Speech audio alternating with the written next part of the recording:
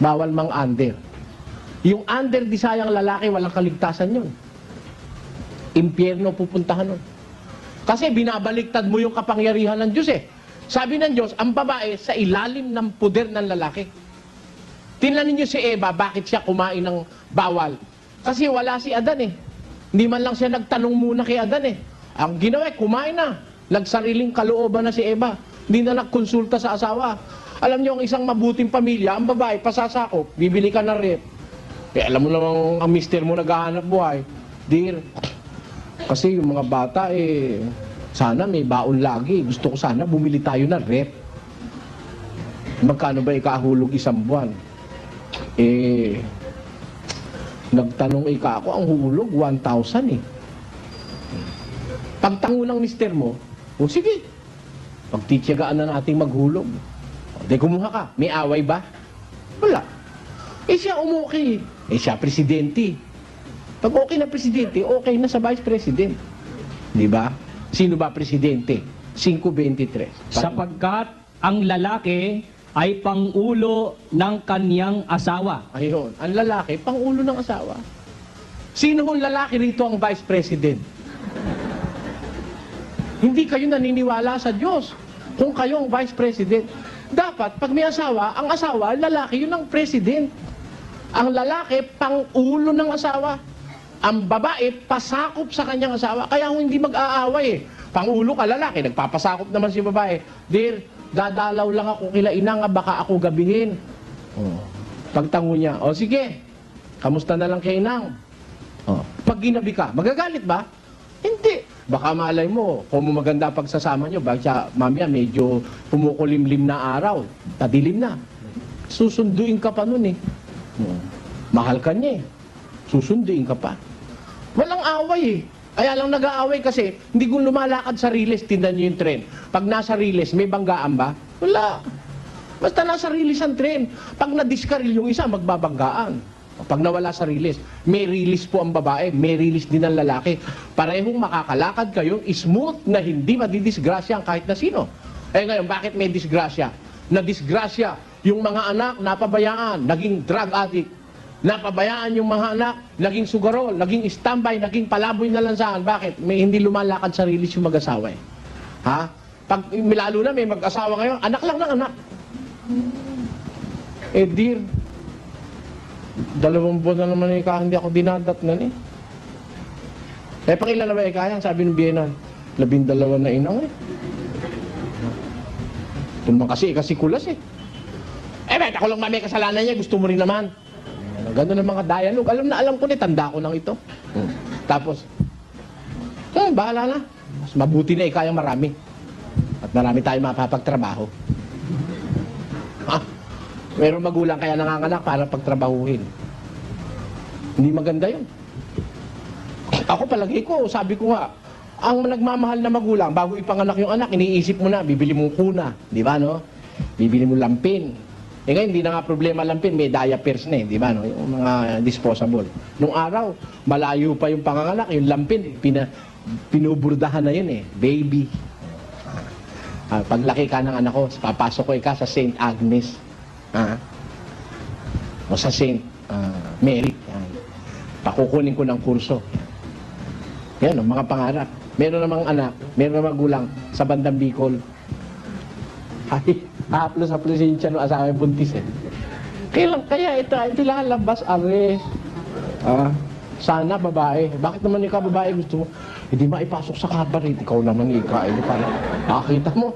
Doon kila kapatid na Dani sa Bicol, meron daw bayang ganon. Ang gustong anak babae, gagawin ballerina. Hindi ganun ang tama. Dapat, ang anak minamahal, hindi gagawing trabahador. Hindi lumalakad sa batas yung magulang, yung ina at saka yung ama. Pero kung tayo lalakad sa batas, sabi sa Biblia, ang babae pasasakop sa asawa. Yung asawa naman na pagpapasakupan mo, yung asawang nagpapasakop naman kay Kristo. May aral ng Diyos sa buhay, hindi ka naman aagrabyaduhin nun. At yan ho ang susunod natin pag-aaralan. Kung ano ang klase ng lalaking nararapat pagpasakupan ng babae. Pero dapat yung matandaan, ang babae, para ka mapabuti, unang-una, susunod ka sa aral ng Diyos. Pasasakop ka sa iyong asawa. Sinong asawa yon? Aalamin po natin yan sa susunod nating pagkikita. Pero gusto ko ibalik ang ating pag-aaral sa inyong mga babae. Unang-una, ipinapayo ng Biblia yung kahinhinan sa ugali, sa pananamit. Tapos, alisin yung kadaldalan. Marami kasi madaldal eh. Ano pa? Pakinggan niyo sa Kolosas. Ang sabi sa isang babae, mga babae, pasakop kayo sa inyong asawa gaya ng nararapat sa Panginoon. At igalang, sige. At ang babae ay gumalang sa kanyang asawa. Kita nyo, si Abraham iginalang ni Sara, no? Tinawag niya pa si Abraham na Panginoon. Utos pala sa babae, gumalang sa lalaki. Bakit to? May babae, walang galang sa asawa. Walang galang. Kung sigawan nga kahit sino nakaharap. Hoy, Tulume, napakakapal ng pagmumukha mo. Hindi ka man lang makatulong sa bahay. Magsaing ka, umuwi ka nga, magsaing ka ron. Tigas ng pagmumukha mo talaga. Kaharap yung mga kaibigan. May galang ba sa asawa yon? Yung babae may galang sa asawa, may nabalitaan doon sa kanto na nang bababae yung asawa niya, ando sa umpukan. Dear, sandali naman oh. Sandali lang ho, meron lang ho kami pag-uusapan mag-asawa.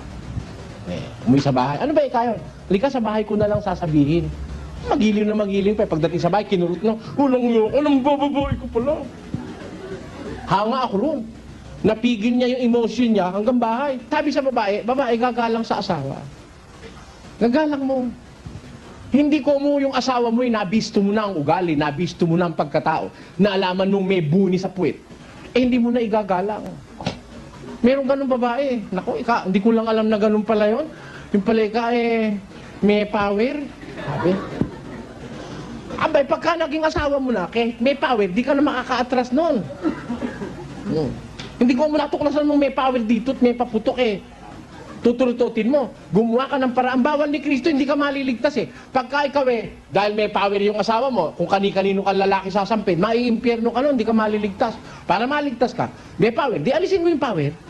Bumili kang tawas. Pag naliligo, hilamusan mo yung kanyang kilig. Hindi makita mo maghapon, di aamo yun.